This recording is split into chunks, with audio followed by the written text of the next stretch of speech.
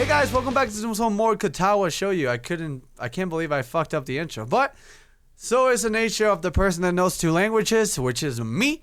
Welcome back, and let's continue this bad boy. So, if this is actually a continuation of another episode, this means that I completely overshot the cut. My bad. But I think I got it down. This should be the intro to a new episode. I sit listening to another of Matua's long-winded lectures, my mind wandering far from the scribbles of the dirty blackboard. Since I called Lilly, my mind's been drawn into two directions, both roughly lead to the same conclusion. I start to feel oddly detached from my past life. It's only been a month and a half since I arrived here, yet the school has become a second home. I gained new friends in contact. I managed to get the grip with the school's lifestyle and culture and become accustomed to the quirks of my classmates. To become used to a school where disabilities are known rather than our rare exceptions still catches me off guard sometimes when I think of it. The same school that's populated by burn victims, amputees, the blind, the deaf, and all manner of disabilities in between. If someone has described the school to me before I have shrugged it off as an overactive imagination. Even when I first arrived, I felt like the Dutch coming to this strange new land for the first time. It's amazing how quickly one becomes used to the environments they're forced to live in, really. And now I even found someone that's gotten me entirely smitten. What a strange life. Before my mind can wander any further though, I find a page of line paper slip under my distracted face. The garish bright pink ink has no doubt been penned by Misha. Don't look so bored, Chan. School is nearly over. 3-day holiday. Alright, we get Saturday and Monday off. I can't complain about having less school, I suppose. I uncap my pen and scribble on the page before covering and pass it back to her. Flicking my eyes to the front of the class every now and then. Move to continue scrambling away its arcane equations and formulas on the board. I'm guessing you have something planned? Misha takes the paper back and hunches over it comically even for her, with her tongue poking through the side of her mouth. Did she misinterpret my expression as depressed? And is she trying to cheer me up? Student council work with Chachan, of course. You're still brooding over that, Shirley? But Chachan could have helped us, poor, lonely girls. I lend my hand for you today if I weren't going to be so busy. Oh, naughty, Hichan. What? I'm just going to meet Lilly with Hanako. I don't know what you got going through your head. So Lily's back? Yeah, she's coming on the evening flight with her sister, so she'll be back in school next week. As she takes a look back and begins to write, I look up to see an unwelcoming sight. While I frantically try to suddenly catch Mish's attention, Matua comfortably strides through the gap between the desks from the front of the class, his gaze focused directly on her. She suddenly stops, running all on his tall figure cast in possibly long shadow over the page. He suddenly takes a piece of paper from her and begins to read. So in bliss, I quickly glance around the class, nothing there, complete silence. Of course, I would just have to be one thing that casually gets their attention during their lessons. After a scant few seconds examining the page, he rolls the paper into a small tube and lightly bops Misha over the head with it. Half an hour until you can hop off the student council. I think you can hold on until then. Misha's face cracks, his entire class enters into laughter. He might well be awkward, but he knows how to handle her excellently. I probably feel sorry for her if I were so busy stifling my own laughter. We got to pick Lilly! Is that one it?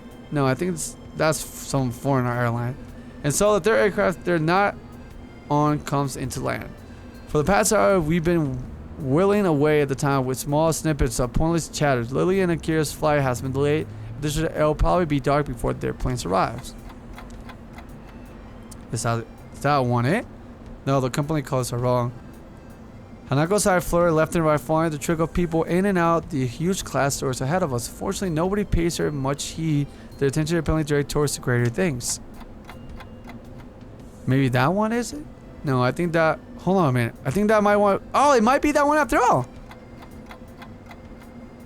It takes still some more time before the billboard changes their flight status to disembarking. A lot of yarn sneaks out of me, not allowing me enough time to stifle it. My sleep patterns have once again been all over the place, likely due to the mix of worrying about Hanako and the side effects of my medication. Hasao, over there. I look to Hanako, then follow her gaze to the airport door. Oh, Lilly, they're here. Really? We call out each other in the greeting, quickly shuffling over the side to avoid blocking the passage of others. Lilly! Ah, Hanako jumps forward to hug Lilly, a wide smile on her face, being all this needed to see her happiness at Lilly's return. Lilly simply smiles in return, her voice is soft. It's wonderful to meet you again, Hanako. As the two give each other a hug, well deserved after all that's happened while she's gone, I turn to Akira. Yo! You're pretty late? Yeah, there was a really bad storm over the airport. We got drenched just going from the car to the door. I get to appreciate the weather here more. Then welcome back to you too, Lilly. Hanako breaks off from Lilly as I speak. For a long time, neither of us say a word. Contrary to what I thought her homecoming would be like, the atmosphere feels awkward, almost stifling. Both of us try to get to each other's feelings, not quite sure about what should be said. Damn, this is exactly what I feared when I thought trying to move things forward between us. Lilly runs her hand through her fair hair and artfully trusts one of her bangs in her fingers, clearly trying to think of how best to react. Eventually, thankfully, Lilly gives a small sigh and breaks the silence. Thank you, Hisao. It's nice to be back. Are you okay? You look tired. Eventually, now recollecting herself all that well, she quickly raised her hand in front of her face to stave off any concern Hanako may have over her. I'm okay, really. It's just a bit of jet lag. Weak. You don't have any? She simply gives a big grin, puffing her modest chest. I feel absolutely fine. That's not fair. Haha. Oh well, you shouldn't take long to get rid of it. Oh, that's right, Hisao. Yeah? Don't we have a holiday from school soon? I had forgotten that Misha hadn't reminded me this morning. We got a 3-day weekend starting from tomorrow. Akira played bumped her elbow lightly into Lilly's side, grinning. Told you wouldn't miss it. You have something planned? If neither you or Hanako are busy, I got no plans, so something to do would be appreciated. Hanako? No, nothing. That's good. I was thinking we could go to my family's summer house for a bit of quiet over the break. We rarely use it recently though, so we have to dust things off a little while we're there. Oh, where is it? Up north in Hokkaido. The place is practically deserted, so it should be quite a nice break for you guys. You're not coming?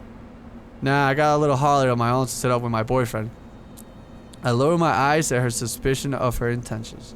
I don't know if they fucked up and this person here, the one over there in the far right, the one that looks like a dude, should have been the dude. I don't know. This game. It sounds like we clean up the summer house for you. That's perhaps a valid conclusion. Both of us zero in the Akira, her face somewhat evasive. It looks like we were right. That's just convenient bonus, really. Me and the guy left in a pretty good condition last we were there, I promise. Now then, I'm out of here. Already, Akira? She quickly turns and walks away, her hand held high. See you in a few days, guys. Lilly and I can only sigh at her hasty retreat. It does sound like it would be a nice place to go. Lilly gets enthusiastic now, taking her carry bag in one hand and placing her other on Hanako's shoulder for guidance as we begin to make our way to the taxi area. After the fracas of the past few days, spending a week in the country alone with her and Hanako sounds like a dream. The more I think about it, the more sure I am this will be the right time and place to confess my feelings to her. Yay! Feelings! Oh! Oh god, my hair is all over the place. Boop. So I keep a hat. Keep it under control. The morning chill wraps itself around my shivering body. I huff into the cupped hands to desperately try and stave off the cold as we mill about the station platform. Lilly's clothing looks rather ill-suited for the temperature around us. I can only hope it's indicative of what she expects the weather to be like at our destination. Damn it, Lilly, why do we have to get here so early? Unfortunately, the train schedule is against us. The train to Hodako is at 2 in the afternoon. Great, just great. I pause a moment to wipe some of my sleep out of my eyes, and Lilly promptly takes advantage of the opening. Cheer up, Patel. Once we get there, I'll be much warmer. Why not just take a bullet train or a normal train going to take hours to get us there? So we may as well take Shintaga Line as far north as it goes and just switch at the end. There's a certain charm to older trains, wouldn't you agree? I agree if I wasn't freezing in the morning cold because we decided to take one. Sorry, Hisao. Sorry for what? I was the one who's just taking a normal train. Way to make me feel guilty. All I can do is sigh over and cover my face with my hand. It's fine. I'm just grumbling. My Hanako. You don't need to shoulder all blame to yourself. Even without your suggestion, I still have opted for the same thing. Thankfully, the quick intercession from Lilly, I take a quick gander around the station. Aside from once the train platforms are all but deserted, but the morning dew is settling on the empty benches. I guess no one else was masochistic enough to break the early morning. Though if someone was, they would more than notice the huge bag from both Lilly and Hanako brought with them. Just what did you have to pack in those things anyways? The bags? She pauses a moment, tilts her head in thought. A change of clothing, raincoat, underwear, sleepwear, a number of books. I think that's most of it. You make it sound like as if I'm unprepared. You brought less? Underwear, a pack of cards, that's it.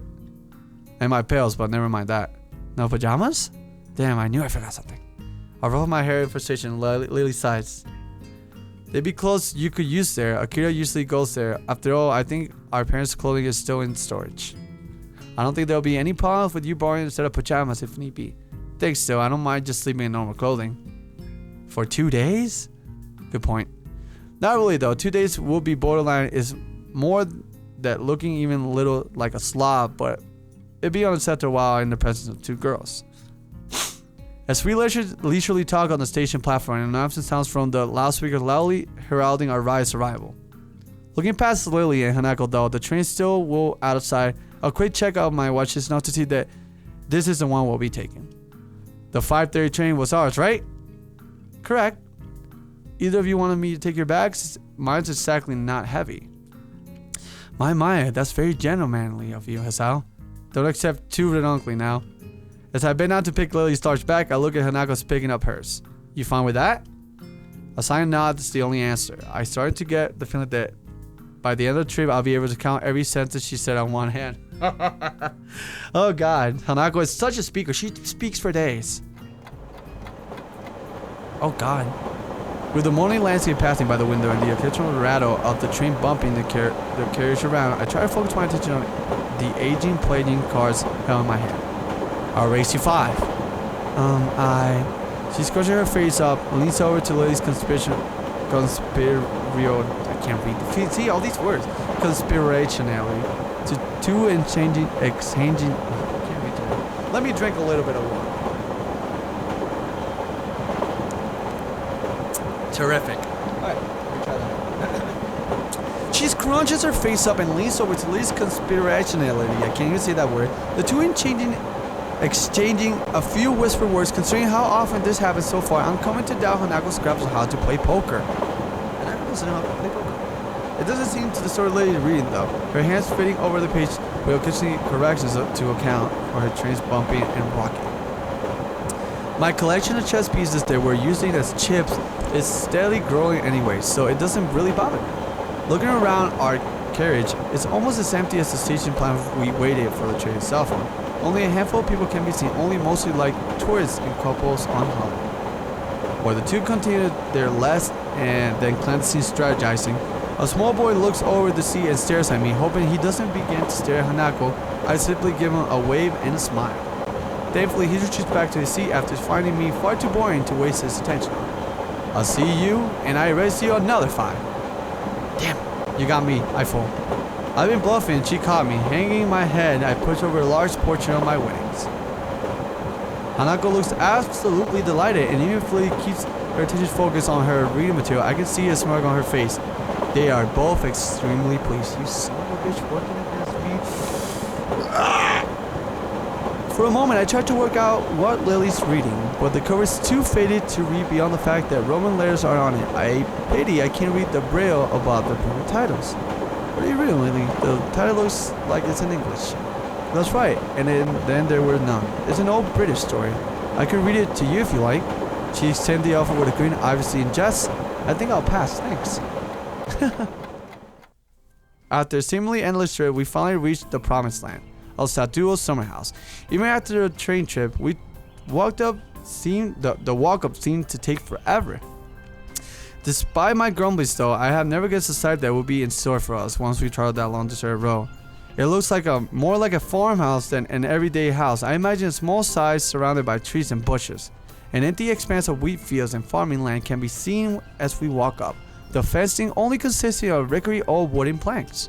It really drives home how far we are from the major cities, and it's a sight that feels antiquely akin to the environment I grew up in.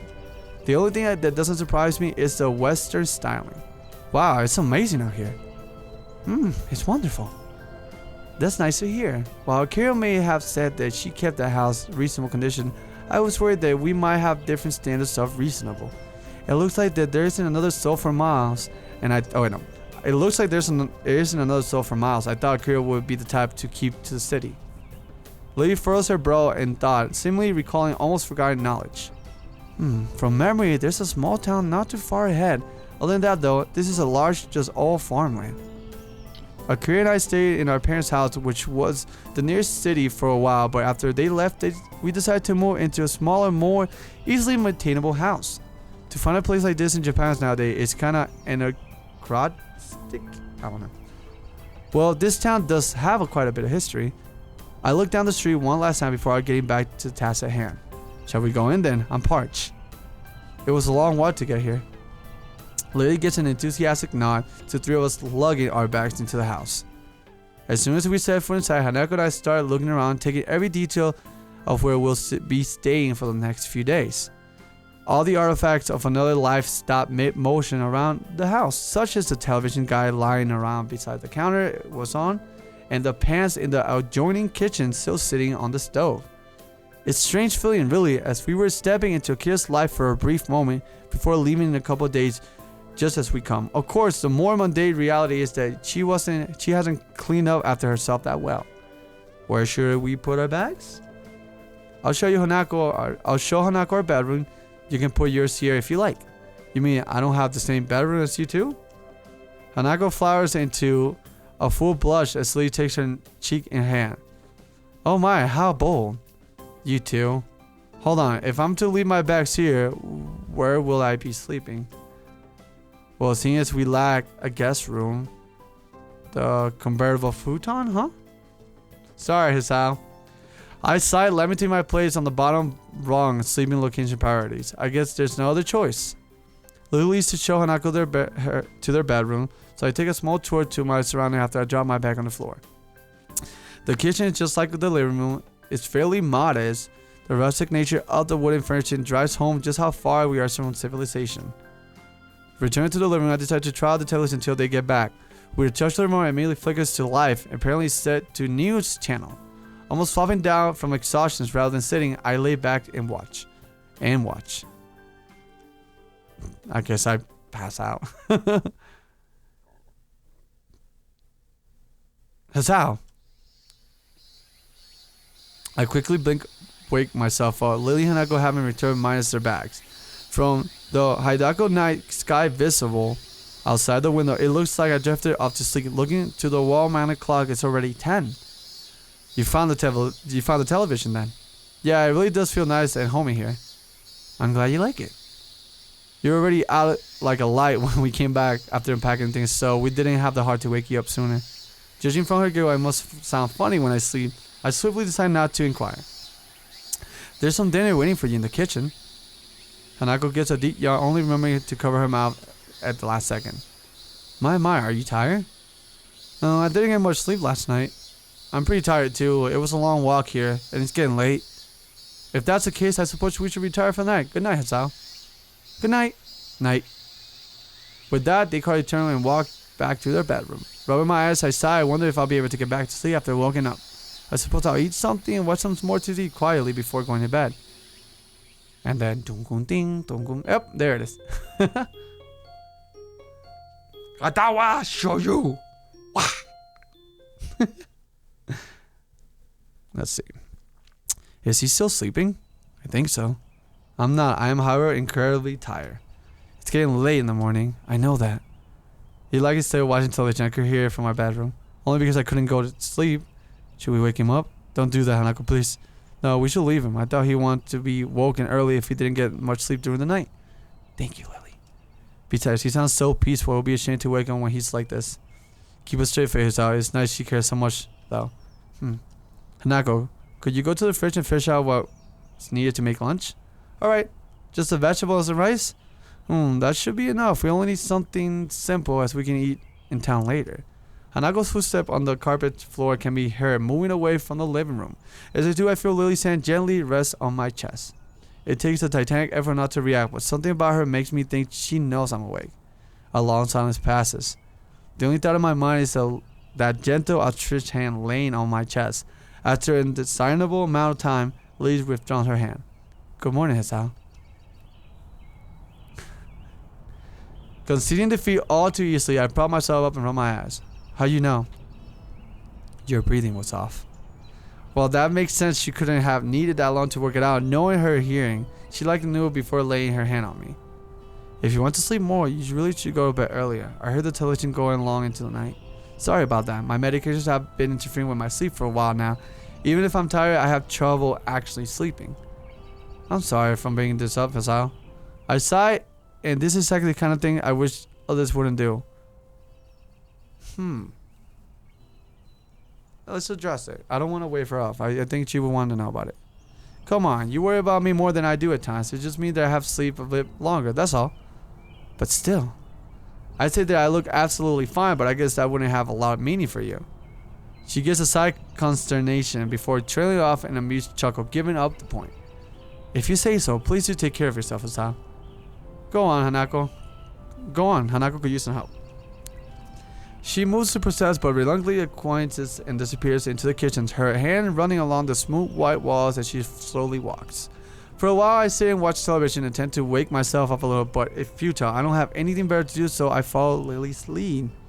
It's around the corner. I see Hanako on the way back, turn quietly, cutting food on the granite-colored counter. I am temporarily engrossed as I watch Lily guiding the knife down carefully with a finger on the cabbage she's cutting. Each slice delivered slow with the precision. But she seems a little slow, but considering that she can't see what she's doing, it's a small wonder she can cook at all, let alone for both her and Hanako. Hi, Hanako. Lily, want any help? Is that Good morning, Hisao. Lily jerks back in surprise before turning around, her yell immediately drawing Hanako and I to her side. A small trickle of scarlet falls down at her pallid fingertip, the knife cutting just deep enough to draw blood. Oh shit. With the television sound masking my footsteps, she must not notice me coming. To compensate for having the touch of the guy, everything she does during cooking, she must need to pay extra attention. Lily! Don't worry, Hanako, it's just a small wound. You still get a band-aid on it. At least it stops the bleeding. First aid stuff would be in the bathroom, right? I think so. Would you be okay to hear, Hanako? I frown at how little heat she's paying to herself as Hanako gets a quick, almost automatic nod. It's fine, I can keep making lunch. As an awkward silence reigns as I set the bottle of antiseptic box of band-aids on the side of the sink. Lily's finger held out for me to treat.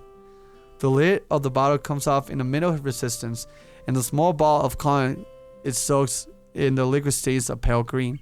Okay, hold still. This probably will hurt a bit. She gets a small knife as I take her hand steadily. With all tenderness I must I gently bring the damp wad to the small red line. What? I barely touched it.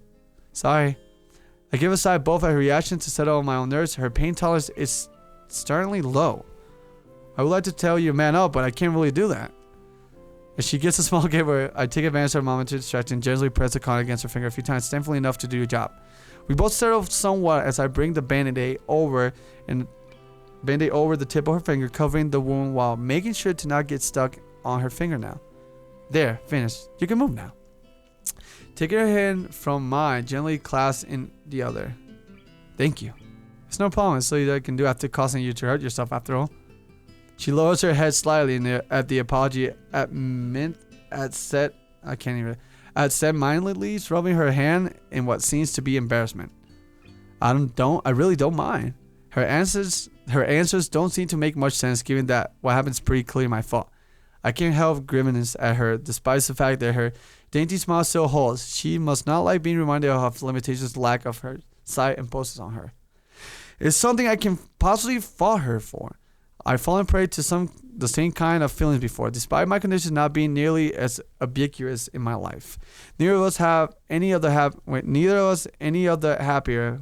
We head back to the various smells of cooking food coming from the kitchen. I lay out the plates of food steam slowly rising from the well-cooked rice and curry dishes, while Hanako lays out the cutlery. I know this. That's just like the silverware. Knife one side, fork on the other side. Western. How perfectly fitting for someone like Lily. As we take our seats, taking careful heed of our dark red tablecloth hanging below our knees, Lily emerged from the kitchen. In her hands, 3 glasses and a bottle of wine. As I recall our previous run-in with that devilish elixir, I hide my face in palm. Alcohol? Seriously? She pauses and she reaches the table with a playful green person on her face. Akira specifically gave me permission to take this bottle from her collection. Not only does she give alcohol to Myers, she even lets them pilfer their own. The perfect model of responsibility. Adult Akira is not. More to the point though, is that it's a hardly meal deserving of alcohol. I'm starting to think Lily's the type of idiot to become hooked on things. That's not really a problem. I don't really have qualms with it, but didn't you have a bad experience with it last time? Last time was likely due to drinking too much, so a single glass shouldn't prove a problem. Think of it as a learning experience. But I can't recall many learning experiences that may feel wrong before putting me to sleep, but I'll take your word for it. She dips an unduring finger inside to feel the liquid level, tips against the bottom as the liquid rises. The white of her finger almost seems to glow as sunlight hits it.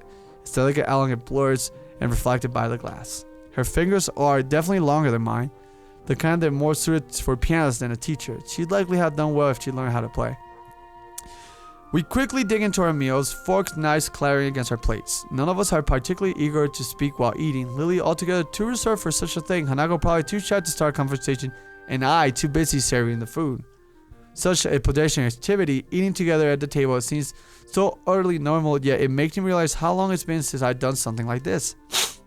Just the 3 of us sitting around a single table eating as we were a malformed family. Maybe this trip, as far from everything as we are, was worth it. It takes quite a long time, but eventually we all finished our surprisingly filling meal. The wine thankfully has little effect given we only had a glass or 2 each. I slumped back into the seat, rubbing my stomach contentedly. I'm stuffed. Lily passed her mouth with a napkin twice, only twice, and with evenly timed intervals in between. It's hard to tell sometimes whether she acts well-trained routine or well-rehearsed act. I think I must be as well. Did you like it, Hanako? It was nice. Now that we're well fed, shall we be off? Off? Where? You weren't privy to the discussion between Hanako and I earlier. I get the impression that she's having a subtle dig at my sleeping in. Well, we're going into the town nearby. I guess I should have expected 2 girls to take a holiday as an excuse to go shopping, no matter where on the planet they may be. I'm anxious to see more around the north though, so this can only be a good thing. Sounds good. How long the walking then? I suppose around 1 mile to 1.5 miles? Nearby, huh? Great. Just great. As we climb... Oh. Here comes the sneeze. Where is it? There it is. Coming. Don't go. No, where is it? I'm looking for it. It's creeping. There it is. Boom chakalaka. Boom goes with dynamite. Let me take a sip of this. I think I'm gonna sneeze a few times too. Fuck. You're more than welcome to type bless you in the comment section. Just to not be rude. You know who. Bless your soul too. Hey, thank you so much for watching. If you guys really enjoyed the video, make sure you leave a like. It shows your support. And if you guys want to watch more videos like this, then subscribe so you never miss a video. Woo!